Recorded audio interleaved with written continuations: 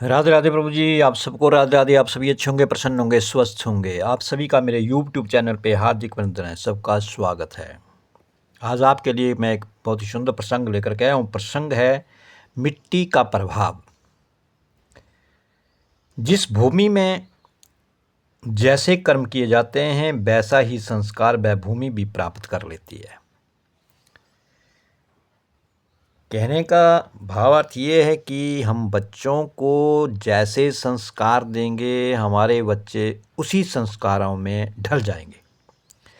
उसी प्रकार इस भूमि में जैसे हम कर्म किए जाते हैं वैसे ही संस्कार वह भूमि भी प्राप्त कर लेती है। इसलिए गृहस्थ को अपना घर सदैव पवित्र रखना चाहिए। हम आप लोग जितने भी जैसे भी परिवार हैं, हमें अपने गृहस्थ को सदैव पवित्र शुद्ध रखना चाहिए। मार्कंडेय पुराण में एक कथा आती है कि राम लक्ष्मण वन में प्रवास कर रहे थे, जिसमें तो मार्ग में एक स्थान पर लक्ष्मण का मन जो था वो कुभाव से भर गया। यानी कि उल्टे सीधे विचार मन के भीतर लक्ष्मण के मन में आने लगे। अब मति भ्रष्ट हो गई लक्ष्मण की। वे सोचने लगे कि कई ने तो वनवास राम को दिया, मुझे नहीं, मैं राम की सेवा के लिए कष्ट क्यों उठाऊं। देखो, वनवास जाते समय एक स्थान पर लक्ष्मण जी का जो मन था वो कुभाव से भर गया। बुद्धि के भीतर कुछ ऐसे भाव आने लगे कि वनवास तो कैकेयी ने राम को दिया, और सही भी था, सही सोच भी थी उनकी, भाव भी ऐसा ही मन के भीतर आया। और वो एक विशेष स्थान के ऊपर आया। घर से निकलते नहीं, घर से निकलते लक्ष्मण जी हैं तो वो राम जी की सेवा के लिए उनके साथ चले, और मन के भीतर उनके प्रति सेवा का ही भाव था। लेकिन एक स्थान पर, ऐसे स्थान पर पहुँचे, वहाँ पर उनका मन जो था वो भ्रष्ट हो गया। उनके मन के भीतर को भाव भर गया कि वनवास तो राम को दिया गया, तो मैं क्यों साथ में चलाऊँ, मैं क्यों उनकी सेवा करने के लिए क्यों कष्ट उठाऊँ। ऐसा मन के भीतर लक्ष्मण के भाव आ गया। अब राम ने लक्ष्मण से कहा, इस स्थल की मिट्टी अच्छी दिखती है, थोड़ी बांध लो। लक्ष्मण ने एक पोटली बना ली, उस मिट्टी में से, धरती में से मिट्टी उठाई और राम जी के कहने पर उसे एक पोटली में बांध लिया। मार्ग में जब तक लक्ष्मण उस पोटली को लेकर चलते थे तब तक उनके मन में कुभाव भी बना ही रहता था। जो मिट्टी वहाँ से उठाई, जिस मिट्टी के ऊपर चलते समय लक्ष्मण के मन में वो कुभाव आ गया राम के प्रति, कैकेयी के प्रति या सेवा के प्रति, तो राम तो अंतर्यामी हैं, जाननहार हैं। उन्होंने कहा कि यहाँ से कुछ मिट्टी अपने वस्त्र में बांध लो, पोटली में बांध लो। जब तक लक्ष्मण के पास वो मिट्टी रही, लक्ष्मण के मन में वो कुभाव वैसा ही भरा रहा।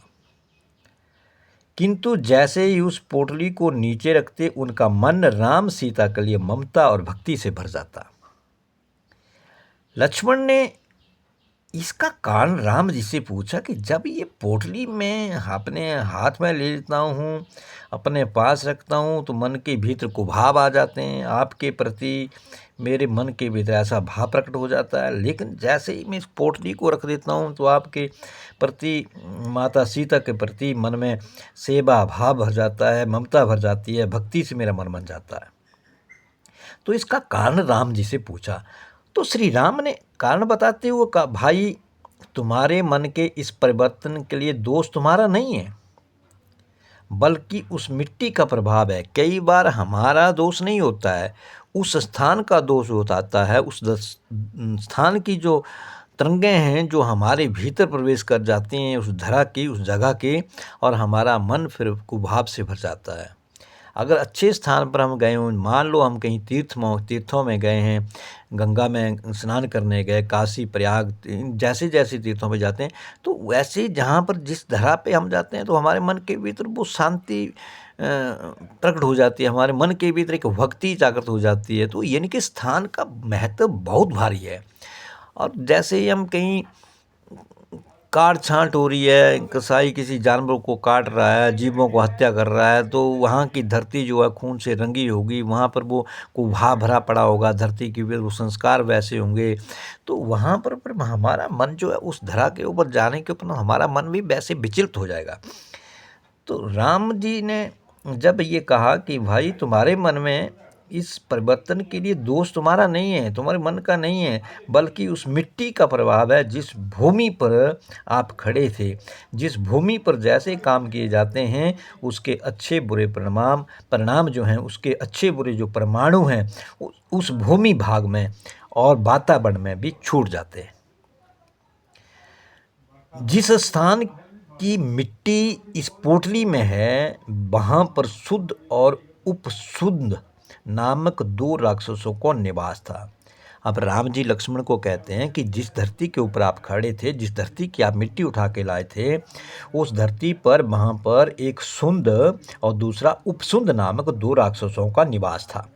उन्होंने कड़ी तपस्या के द्वारा ब्रह्मा जी को प्रसन्न करके अमरता का वरदान मांगा। ब्रह्मा जी ने उनकी मांग तो पूरी की, किंतु कुछ नियंत्रण के साथ।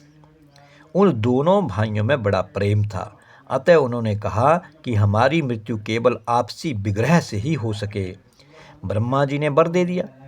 वरदान पाकर दोनों ने सोचा कि हम कभी आपस में झगड़ने वाले तो है नहीं, अतः अमरता के अहंकार में दोनों को सताना शुरू कर दिया। देवों को सताना शुरू कर दिया उन दोनों ने। जब देवों ने ब्रह्मा जी का आश्रय लिया तो ब्रह्मा जी ने तिलोत्तमा नाम की एक अप्सरा का सर्जन करके उन असुरों के पास भेजा। अब सुंद और उपसुंद ने जब इस सौंदर्यवती अप्सरा को देखा तो कामांध हो गए, काम वासना से भर गए।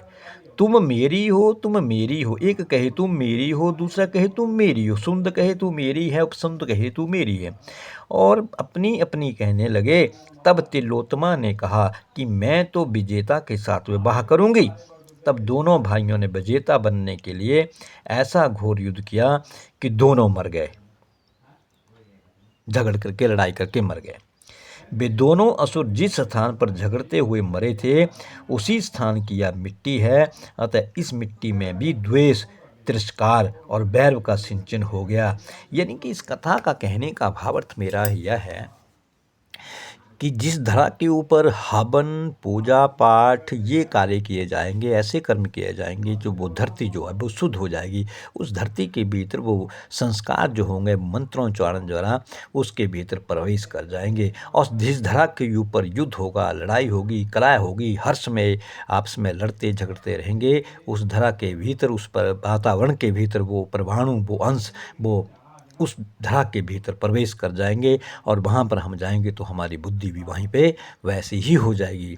वेश्यालय के भीतर जाएगा कोई तो उसकी भावना, हमारे मन की जो कुभाव है वो उस भीतर आ जाएंगे। मंदिर में जाएंगे तो हमारी बुद्धि शुद्ध हो जाती है, हमारा मन जो है वो शांत हो जाता है, विचलित नहीं होता है, प्रभु के प्रति हमारी आस्था जागृत होती है, भक्ति जागृत होती है। और ऐसी गलत जगह पे हम चले जाएंगे तो हमारी बुद्धि भी भ्रष्ट हो जाती है, हमारा मन भी कुभाव से भर जाता है। इसलिए अपने घर को, जहाँ पर हम आप रह रहे हैं, घर परिवार में, जिस घर में, जिस ज़मीन पे, तो उसको हमेशा शुद्ध रखें, उस वातावरण भी शुद्ध हो जाएगा।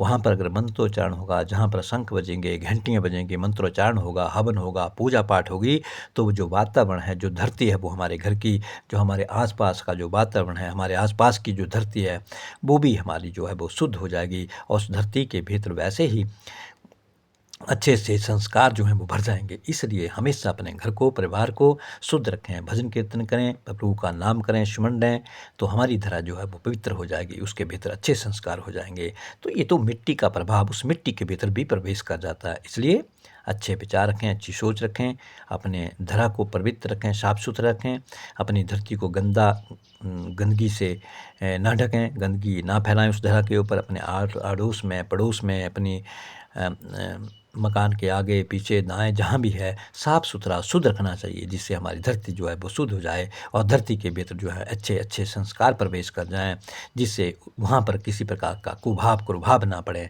और क्योंकि हमारे मन के चित्त के द्वारा ही, जैसे हमारे मन के भीतर चित्त में प्रवेश करता है धरा के द्वारा, धरा के भीतर, तो फिर उसी के अनुसार जो है हम कार्य करते हैं। इसलिए हमें अच्छा कर्म करना, अच्छा कार्य करने हैं। हवन, पूजा पाठ ये नित्य हमने करने चाहिए। तो वो धरा जो है पवित्र हो जाती है, और वो धरा पवित्र हो जाएगी तो जहाँ पर वो कोई अगर आएगा बुरी को प्रभाव लेकर भी आएगा, वो भी शुद्ध हो जाएगा। इसलिए मिट्टी का प्रभाव बहुत ही महत्वपूर्ण है। तो हमारी मिट्टी, हमारी धरा शुद्ध होनी चाहिए, अच्छे संस्कार होने चाहिए, उसके ऊपर अच्छे कर्म होने चाहिए, अच्छी क्रियाएं होनी चाहिए। तो ये आज का प्रसंग मिट्टी का प्रभाव आपको कैसा लगा, कैसा नहीं लगा, अवश्य इसको लाइक भी करें और मेरे चैनल को सब्सक्राइब करें। आप सबको राधे राधे।